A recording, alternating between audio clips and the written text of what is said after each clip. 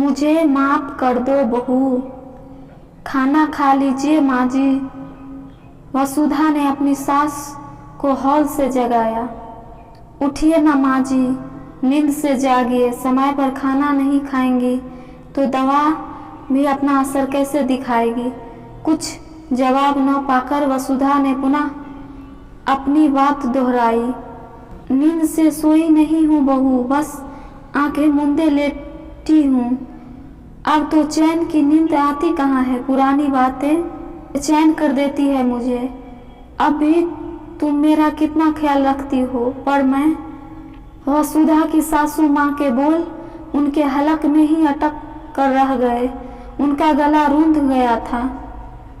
मैं क्या माँ जी, आपका प्यार ही तो हमारे बीच मजबूत करी है। वैसे भी मैं आपकी बहू हूँ, आपका ख्याल रखना मेरा फर्ज है ना माँ जी। और सास का कहते हुए वसुधा की सासू माँ की आंखें भीग गई। वसुधा की शादी रमन प्रसाद के बड़े बेटे विशाल के साथ हुई थी। विशाल से छोटी एक बहन और एक भाई थे। विशाल की माँ क्रांति देवी बहुत नेक दिल की महिला थी। कुल मिलाकर उनका परिवार बहुत खुशहाल था। इधर वसुधा भी अपने भाई बहन में सबसे बड़ी थी। 2 भाइयों और इकलौती बहन वसुधा के सिर से बहुत पहले ही माँ का साया उठ चुका था। दादा और पापा ने मिलकर उनके लाड़ प्यार में कोई कमी नहीं की। वसुधा की दादी को हर वक्त उसके ब्याह की चिंता सताती रहती थी। वसुधा के रिश्ते में लगने वाली बुआ ही उसके घर विशाल का रिश्ता लेकर आई थी।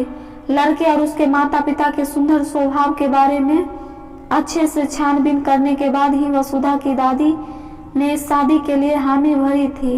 वैसे विशाल और वसुधा की शादी तय हो गई थी, पर विशाल परिवार वालों का कहना था कि विशाल की बहन प्रज्ञा की शादी जब तय हो जाएगी तब वे लोग अपनी बेटी को विदा करने के बाद ही वसुधा को अपने घर की बहू बनाकर लाएंगे। इस चक्कर में पूरे 1 साल बीत गया। काफी प्रयास के बाद भी जब प्रज्ञा की शादी नहीं तय हो पाई तो वसुधा और विशाल की शादी संपन्न करा दी गई। उस बिन माँ की बच्ची की विदाई पर दादी बहुत फूट फूट कर रोई थी। हमारे वसु को आप लोग अपनी ही बच्ची समझिएगा। उससे कोई गलती भी हो जाए तो प्यार से समझा देना। बड़ी मन टूटी बच्ची है हमारी वसु, उसे किसी बात की तकलीफ मत होने देना। आप लोग अपने जिगर का टुकड़ा ही हम सौंप रहे हैं आपको, उसका पूरा ध्यान रखना दामाद जी। बड़ी मुश्किल से अपनी रुलाई दबाकर वसुधा की दादी इतना कह पाई थी। ससुराल में गाने बजाने के साथ वसुधा का भव्य स्वागत हुआ। विशाल जैसा पति और स्नेहशील सास ससुर पाकर वह बेहद खुश थी। देवर में उसे अपने छोटे भाई की झलक दिखती थी। वे उसकी सुख सुविधा का बहुत ख्याल रखते थे, पर इकलौती ननद प्रज्ञा थोड़ी गर्म स्वभाव की थी। सासू माँ क्रांति देवी उस बिन माँ की बच्ची वसुधा पर अपना भरपूर प्यार लुटाती थी। इसी के सहारे वसुधा ससुराल में खुद का संतुलन बिठा पाने की कोशिश में जुटी रहती थी। विशाल की नौकरी दूसरे शहर में थी तो शादी के कुछ ही दिनों बाद वे अपने काम पर लौट गए थे। कुल मिलाकर आराम से वसुधा की जिंदगी कट रही थी। कुछ ही दिनों बाद वसुधा के पांव भारी होने की खबर पूरे घर में खुशी की लहर दौड़ गई थी। अब सासू माँ पहले से भी ज्यादा उसका ध्यान रखने लगी थी, पर उसकी ननद प्रज्ञा को उसकी माँ का वसुधा संग लाड़ लड़ाना बिल्कुल नहीं भाता था। वो अक्सर कहा भी करती थी कि भाभी की मृत माँ की आत्मा मेरी माँ के अंदर समा गई है, इस कारण मैं बिन माँ के हो गई। माँ तो बस अपनी बहू की ही आरदारी में लगी रहती है। प्रज्ञा बीए करने के बाद 2 साल से घर में ही बैठी थी। रमन बाबू को पूरा भरोसा था कि पैसे के जोर पर वो अपनी बेटिया के लिए अच्छा घर वर ढूंढ ही लेंगे, पर 2 साल की मशक्कत के बावजूद भी उनकी बेटिया की डोली उठ नहीं पाई थी। माता पिता के अत्यधिक लाड़ प्यार के कारण प्रज्ञा थोड़ी नचकरी स्वभाव की हो गई थी। इकलौती बेटी और बहन होने के कारण बचपन से मुंह खोलते ही उसकी हर मांग पूरी हो जाती थी। इस वजह से उसकी भाभी वसुधा उसकी आंखों में खटकने लगी थी। आए दिन बेवजह की बातों में वह घर में अशांति का माहौल पैदा कर देती थी। खुद रूठ कर अन्न जल त्याग कर बैठ जाती। कभी कभी मनोबल में इतनी देर हो जाती कि गर्भवती वसुधा भूख से बेहाल हो जाती थी। ऐसे में क्रांति देवी चुपके से एकाध रोटी में थोड़ी सब्जी लपेटकर वसुधा के हाथों में पकड़ा जाती। अपनी माँ को तो बेचारी वसुधा ने बचपन से ही नहीं देखा था, पर सासू माँ का आंतरिक प्रेम देखकर वह गदगद हो जाती थी। हमेशा की कलह और समय पर खाना न खाने की वजह से वसुधा बहुत कमजोर हो गई थी। उसके कमर में अक्सर दर्द रहने लगा था। क्रांति देवी अक्सर अपनी बेटी से छुपकर उसकी कमर में तेल मालिश भी कर दिया करती थी। ऐसे में वसुधा अपनी ननद की बेरुखी को भुलाकर सासू माँ के मर्तब में गोते लगाने लगती थी। समय पंख लगाकर उड़ता रहा। कुछ समय पश्चात वसुधा एक परी सी बेटिया की माँ बन गई थी। नन्ही परी को पाकर पूरा परिवार हर्षित था। कभी कभी मनोबल में इतनी देर हो जाती कि गर्भवती वसुधा भूख से बेहाल हो जाती थी। उस नन्ही परी को पाकर पूरा परिवार हर्षित था। परिवार वालों के साथ साथ प्रज्ञा अपनी भतीजी को तो प्यार करने लगी थी, पर भाभी से उसके मन में करवाहट कम ही नहीं हो पाई थी। सिर्फ अपने भैया के सामने वो अपनी भाभी से ढंग से बात कर लेती, पर उनके जाने के बाद यथावत अपनी भाभी का जीना मुश्किल करती थी। वसुधा ने कई बार अपने पति को इस बात की जानकारी देनी चाहिए, पर हर बार सासू माँ का प्यार उसके आड़े आ जाता था। उस बार विशाल जब होली की छुट्टियों में घर आया था तो वसुधा को अपने संग ले जाने की इच्छा परिवार वालों के सामने जताई। सबने मौन रहकर इस बात की स्वीकृति भी दे दी। सुनकर उसकी खुशी को ठिकाना न था। वह खुशी खुशी पति के संग जाने की तैयारी कर रही थी। वसुधा और अपनी पोती के चले जाने के नाम से क्रांति देवी बेहद उदास थी। फिर भी वसुधा ने सोच लिया था कि अब वह इस जंजाल से बाहर निकल कर ही रहेगी। उसे अपनी ननद के बुरे बर्ताव से भी मुक्ति मिल जाएगी और सासू माँ को भी प्रज्ञा के ताने उल्हाने झेलने नहीं पड़ेंगे।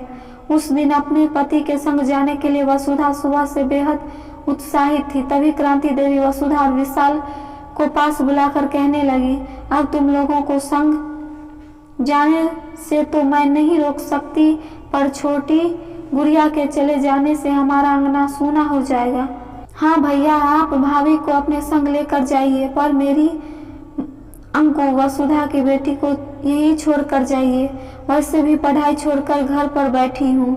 ऐसे में अंकु के बिना मेरा मन भी नहीं लगेगा। प्रज्ञा ने भी विशाल के समक्ष अपने मन की बात रखी। परिणाम स्वरूप वसुधा का पति के साथ जाने का सपना आखिरकार थरा का थरा रह गया।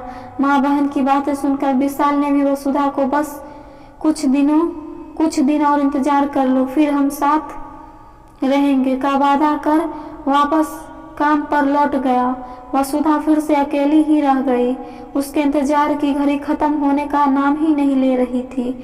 सास ससुर और देवर का भरपूर स्नेह और सहयोग उसे तो मिलता था, पर ननद की मन मानिया दिन प्रतिदिन बढ़ती ही जा रही थी। किसी के मना करने पर वह उसी व्यक्ति से उलझ जाती। आस पड़ोस वाले कहीं सुन न ले, इस कारण सब अपना मुंह सिल कर बैठ जाते थे। तुम्हारी बहू की खुराक तो सुरक्षा के मुंह के तरफ बढ़ती ही जा रही है। खूब करो उसे लाड़ प्यार, बस सारा दिन बैठकर खाती ही रहती है। अरे इतना दूध तो इनके मायके में भी नहीं मिला होगा। कितने आराम से भरा गिलास दूध पी जाती है। देखना बुढ़ापे में तुम्हारा क्या हाल करेगी। कितने आराम से भरा गिलास दूध पी जाती है। देखना बुढ़ापा में तुम्हारा क्या हाल करेगी। अभी से इतनी छूट दे रखी है तो इसका परिणाम भी भुगतने के लिए तैयार रहना। उस दिन प्रज्ञा की बातें वसुधा के कान में पीछे शीशे की तरह उतरने लगी। उसने प्रज्ञा को जवाब देना चाहा, पर सासू माँ ने उसे इशारे से उसे मना कर दिया और खुद कहने लगी, अरे बच्चा पैदा करने के बाद औरत को ज़्यादा देखभाल की ज़रूरत होती है और उसे भूख भी ज़्यादा लगती है। ऐसे में बेचारी खाएगी पिएगी नहीं तो बच्ची को दूध कैसे पिलाएगी। तब इस बात को लेकर प्रज्ञा ने वसुधा को कितनी खरी खोटी सुनाई थी। हम माँ बेटी को लड़ा कर पड़ गई ना, आपको कलेजे में ठंडक। मुझे तो लगता था कि भाभी के आने से घर में रौनक बढ़ जाएगी, पर इन्होंने तो मेरे माँ बाप भाई सब कुछ छीन लिए। न जाने कितनी देर तक प्रज्ञा बरबराती रही। इतना सब कुछ सुनने के बाद भी वसुधा को न भरपेट भोजन करना अच्छा लगता और न ही दूध पीने की इच्छा रह गई थी। फिर भी सासू माँ उसे बच्ची का हवाला देते हुए भरपूर खाना पीना खिला ही देती थी। आखिरकार वसुधा की शादी की चौथी सालगिरह ने उसे रिहाई का तोहफा दिला ही दिया। प्रज्ञा शादी तय हो जाने से वह बेहद खुश थी। कुछ ही दिनों बाद वह ब्याह कर अपने ससुराल चली गई। इसके बाद वसुधा के इंतजार की घड़ी भी समाप्त हो गई और वह अपने पति के साथ हंसी खुशी रहने लगी। अपनी शादी के बाद प्रज्ञा भी धीरे धीरे बदलने लगी थी।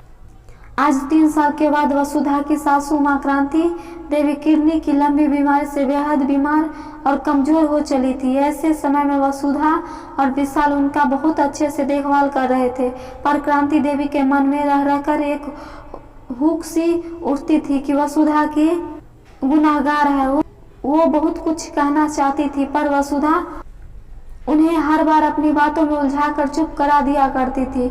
उस दिन भी वसुधा उनके पैरों में तेल मालिश कर रही थी। मुझे माफ कर दो बहू, ताकि मैं चैन की नींद सो सकूं। कई रातों से ठीक से सो नहीं पाई हूँ। आखिरकार मुझे मेरे कर्मों का फल ही तो मिला है, जो साल भर से बिस्तर पर पड़ी हूँ। आप बेकार ही खुद को दोषी मान रही हैं। आपका मेरा प्यार का मजबूत बंधन तो जाहिर है, वैसे भी आपने दिमाग पर ज्यादा जोर मत डालिए माँ जी, आप बहुत जल्द ठीक हो जाएंगी। आज मुझे मत रोक बहू, कर लेने दो मुझे पाप का प्रायश्चित। शायद तेरे व्यवहार के कारण मुझे मेरी गलती का आभास हो ही नहीं पाता। अपनी खुशी के कारण हमने तुम पति पत्नी को भी कई वर्षों तक दूर दूर रखा। खुद की बेटी से छुपकर तेरी मदद की, पर उसे चुप कराने की कभी हिम्मत नहीं की। माफ कर दे मुझे बेटा, वसुधा ने हौले से कहा। माँ, अब आपके आराम करने का समय हो गया है, खुद पर ज्यादा जोर मत डालिए। क्रांति देवी की आंखें नम थी। शायद उन्हें भरोसा था कि उनकी बहू ने उनकी बरसों पुरानी गलती को माफ कर दिया था। अपनी बेटी के कोप से वसुधा को बचाने में तो वो असफल रही थी, पर बहू के लिए उनका प्यार कभी कम न पड़ा था। क्रांति देवी ने अपनी आंखें मूंद ली और फिर कभी न उठी। शायद सच में उनके आराम करने का वक्त